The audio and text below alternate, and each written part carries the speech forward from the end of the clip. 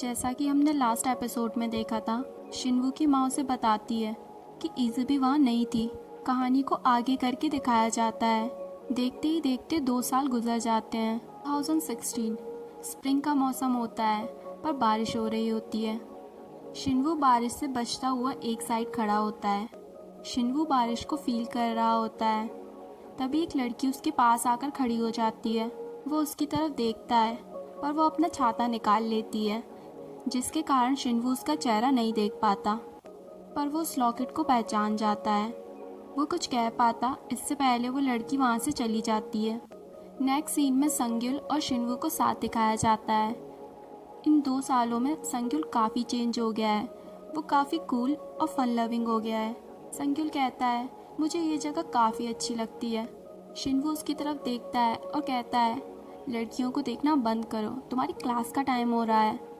मुझे ये हवाएं और धूप काफ़ी पसंद है, बिल्कुल उन लड़कियों की तरह। तुम मेरी अटेंडेंस संभाल लोगे ना? अकेला संग्युल ही नहीं था जिसकी लाइफ चेंज हुई है। संग्युल के फादर शिनवू का रेस्टोरेंट संभालने लगे थे। शिनवू के कुछ फ्रेंड उसके रेस्टोरेंट में ही काम कर रहे थे। ऐसे लोगों की जोड़ियां भी बनी थी जिसके बारे में हमने कभी इमेजिन भी नहीं किया था। पर शिनवू की माँ, उनकी लाइफ अभी भी बिल्कुल वैसी थी।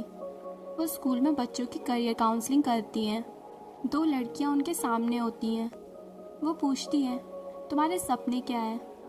वो कहती हैं, मेरे कोई सपने नहीं हैं। मैं तो इतनी आलसी हूँ कि सोते वक्त भी सपने नहीं देखना चाहती। वो दोनों को समझाती हैं और जाते जाते उनकी डायरी में से शिनवू और संग्युल की फ़ोटो गिर जाती है। दोनों लड़कियाँ उस फोटो पर झपट जाती हैं। ये कौन है? They are so hot. क्या तुम ऐसे लड़कों के साथ कॉलेज नहीं जाना चाहोगी? दोनों झगड़ने लगती हैं। आप हमें बताइए, वो कौन से कॉलेज में पढ़ते हैं?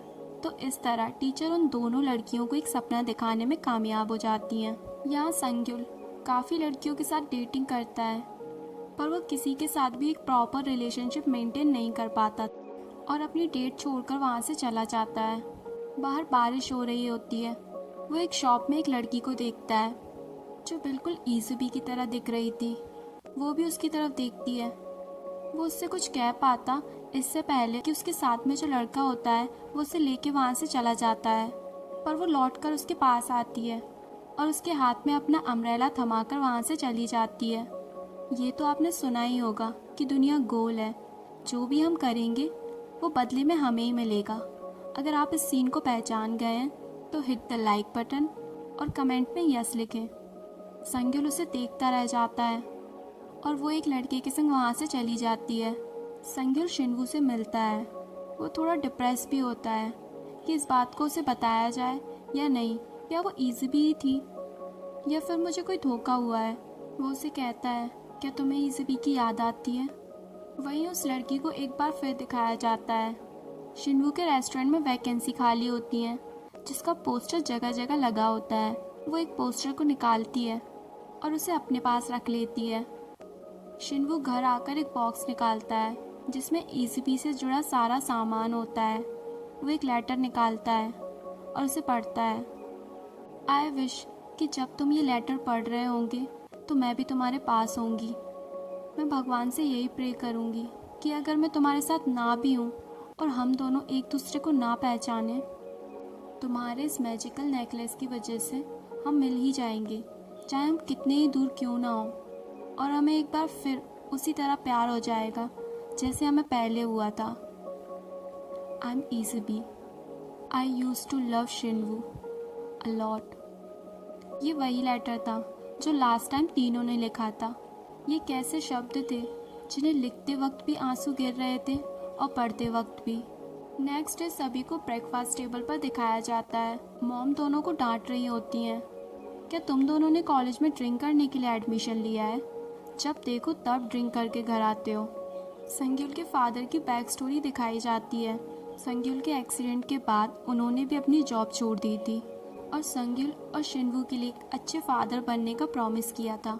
नेक्स्ट सीन में संग्युल के फादर को दिखाया जाता है।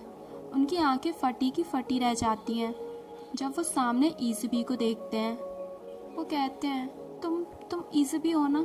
कहाँ थी तुम? वो उसका हाथ पकड़ लेते हैं। वो कहती है, मैं इज़ुबी नहीं, मेरा नाम चेसा रंग है। क्या अब आप मुझे जॉब नहीं दोगे? क्योंकि मैं ईसीपी नहीं हूँ, मुझे अपने घर का रेंट और ट्यूशन फीस भी देनी है। वो कहते हैं ऑफ कोर्स तुम्हें जॉब मिलेगी। और तभी पीछे से शिनवू की एंट्री होती है। वो जैसे ही ईसीपी को देखता है उसे गले से लगा लेता है। वो शिनवू को हटाती है और उसे ज़ोरदार चांटा मारती है। और ऐसा करे भी क्यों ना, उसे तो कुछ भी याद नहीं है। वो चिल्लाते हुए कहती है, तुम सबको हुआ क्या है? वो कौन है? Who is she? शिनवू की आंखों से आंसू निकलने लगते हैं। वो उसके आंसू पोंछते हुए कहती है, एक स्ट्रेंजर को हग नहीं करना चाहिए। वो जैसे ही उसके आंसू पोंछती है उसके सर में दर्द होने लगता है। काफ़ी सारी पिक्चर्स उसकी आंखों के सामने आने लगती है। वो सामने लगे बोर्ड की तरफ देखती है। वो कहती है, मैं कल जब आऊँगी तो सबसे पहले इस वॉल को साफ़ करूँगी। शिनवू उसे कहता है, ये किसी की मेमोरी है और तुम किसी की मेमोरी को इरेज नहीं कर सकती। वो कहती है, ठीक है, मैं इसे क्लीन नहीं करूँगी। तभी संग्युल भी वहाँ पर पहुँच जाता है। वो उसे देखकर कहती है, तुम तो वही अम्ब्रेला गाय हो ना? तुम्हारा यहाँ कैसे आना हुआ? वैसे मैं यहाँ पर जॉब करती हूँ। संग्युल के फादर कहते हैं, क्या तुम संग्युल को पहचान गई हो? वो स्माइल करते हुए कहती है, इसका नाम संग्युल है। I like his name.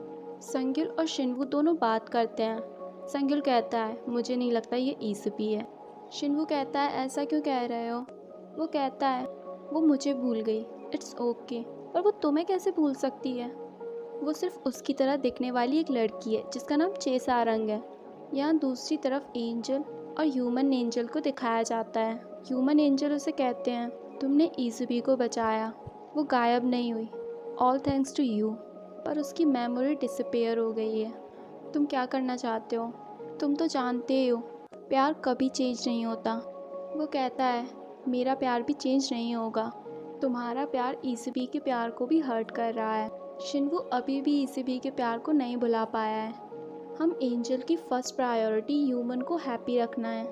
हम जानते हैं तुम्हें उसे जाने देना चाहिए, उससे उसकी आइडेंटिटी मत छीनो। यहाँ जॉब पर ईसीबी के साथ काफ़ी वियर्ड बिहेव होता है। सभी लोग ईसीबी को स्टेयर करते हैं। शिनवू उसे उसके घर तक छोड़ने जाता है। वो उससे संग्युल के बारे में पूछती है, क्या उसकी कोई गर्लफ्रेंड है? वो उसे कहती है, वैसे जो तुमने सुबह किया वो ठीक नहीं था। माना कि तुम एक रेस्टोरेंट के मालिक हो, इट्स नॉट पोलाइट। वो उसके सामने अपना हाथ करता है और ख़ुद को इंट्रोड्यूस करता है, माई नेम इज़ शिनवू। ईसीबी उससे हाथ मिलाती है और कहती है, आई एम चेसारंग। तभी एक आवाज़ आती है, तुम अंदर क्यों नहीं आ रही हो? वो कहती है, भाई ये हमारे बॉस हैं। वो उसे देखकर चौंक जाता है और ईसीबी को अंदर ले जाता है। ब्रदर सुनकर काफ़ी रिलीफ मिला। क्या आप भी वही सोच रहे थे जो मैं सोच रही थी? नेक्स्ट डे शिनवू ह्यूमन एंजल से मिलने पहुंच जाता है। शिनवू कहता है, अगर आपको सब पता था तो आपने मुझे ये पहले क्यों नहीं बताया? वो कहते हैं, हर चीज़ को उसकी प्रॉपर जगह पर पहुंचने में कुछ टाइम लगता है। Waiting is also love. Shinwoo कहता है, ईसीबी अब मुझे नहीं पहचानती। वो कहते हैं, हाँ, तुम्हें बचाने की वजह से वहाँ एक एक्सीडेंट हुआ था। शिनवू चौंक जाता है। वो बताते हैं, उस दिन तुम्हें बचाने की वजह से ईसीबी ने खुद को सेक्रीफाइस कर दिया था, पर वो भी अब एक ह्यूमन में चेंज होना चाहते हैं। वो पूछता है, क्या अब उसकी मेमोरी कभी भी वापस नहीं आएगी? वो कहते हैं, मैं भी कुछ नहीं कह सकता इस बारे में। यहाँ रेस्टोरेंट में शिनवू का फ्रेंड ईसीबी को देखता है और कहता है, गौर से देखो इस चेहरे को, क्या तुम मुझे नहीं पहचानती? तभी संग्युल वहाँ आ जाता है और वो उसके पास पहुँच जाती है। यहाँ दूसरी तरफ सभी लोग कैफ़े में बैठकर ईसीबी की बातें कर रहे थे। क्या उसे कुछ भी याद नहीं है? यहाँ ईसीबी की फ्रेंड की लव स्टोरी भी काफ़ी सैड हो गई थी क्योंकि उसके बॉयफ्रेंड को फर्दर स्टडी के लिए बाहर जाना पड़ रहा था। But love is all about wait. ECB का भाई भी अब समझ गया है, किसी की फीलिंग को वो कंट्रोल नहीं कर सकता। हमेशा ईसीबी उसके पास रहे ये मुमकिन नहीं है। शिनवू से मिलता है और कहता है, जा रहा हूँ, तुम ईसीबी का ख्याल रखना। शिनवू ने थैंक यू कहता है ईसीबी की जान बचाने के लिए। वो कहते हैं, वो तुम्हारा प्यार ही था जिसकी वजह से उसकी जान बची और उसकी मेमोरी भी जल्दी वापस आ जाएगी। कुछ कदम आगे चलकर वो एक लड़की से टकरा जाते हैं जो कि ली होती है। वो उनकी तरफ देखती है और देखती रह जाती है। इज़बी अनियन काट रही होती है। उसकी आंखों से आंसू गिरते हैं। शिनवू उसे एक बार फिर हेलमेट पहना देता है, बिल्कुल पहले की तरह। एक सबसे बड़ा चेंज तो उस बैड बॉय की लाइफ में आया था, जो पूरी तरह से चेंज हो गया था। एक लड़का जो स्कूल में लोगों को बुली करता था, वो आज दूसरे लोगों को बुलिंग करने से बचा रहा है, और इसमें उसकी स्कूल फ्रेंड भी उसका फुल सपोर्ट करती है। शिनवू एक बार फिर इज़बी को घर छोड़ने जाता है। कई इंसिडेंट ऐसे भी होते हैं जब उसे लगता है कि इज़बी की मेमोरी वापस आ गई, पर अनफॉर्चुनेटली ऐसा नहीं होता। दोनों इज़बी के घर के बाहर आ जाते हैं। वो अंदर जा ही रही होती है कि शिनवू उससे पूछता है, वो तुम्हारा नेकलेस? इज़बी कहती है, मुझे नहीं पता ये कब से मेरे साथ है। शिनवू उसे बताता है कि ये एक मिरेकल नेकलेस है जो तुम्हें तुम्हारे प्यार से दोबारा मिला देता है।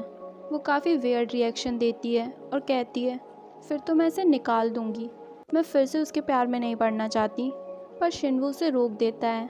शिनवू घर जाकर इज़बी को याद करता है और कहता है, इससे कोई फ़र्क नहीं पड़ता कि तुम वही इज़बी हो या कोई और, तुम एंजल हो या ह्यूमन, मैं सिर्फ यही चाहता हूँ कि तुम ऐसे ही मेरे साथ रहो। नेक्स्ट डे इज़बी संग्युल को फॉलो करते करते पार्क में पहुँच जाती है, पर वहाँ उसे काफ़ी लड़कियों के साथ घिरा देखकर वो सैड हो जाती है। संग्युल उसके पास आता है और कहता है, मैंने तुम्हें कितनी बार कहा तुम मेरे टाइप की नहीं हो। इज़बी उसे कहती है, तो मैंने कहाँ कहा कि तुम मुझे भी पसंद करो, मैं तो सिर्फ इतना कहना चाहती हूँ कि I have crush on you. वो उस पर भड़क जाता है और कहता है, तुम्हें पता भी नहीं है शिनवू ने तुम्हारे लिए क्या क्या किया है, तो जब तक तुम्हारी मेमोरी वापस नहीं आ जाती तुम उससे दूर रहो। हालांकि इज़बी से ऐसा कहना उसके लिए भी काफ़ी डिफ़िकल्ट था, क्योंकि एक टाइम था जब वो भी इज़बी को उतना ही पसंद करता था जितना शिनवू करता था।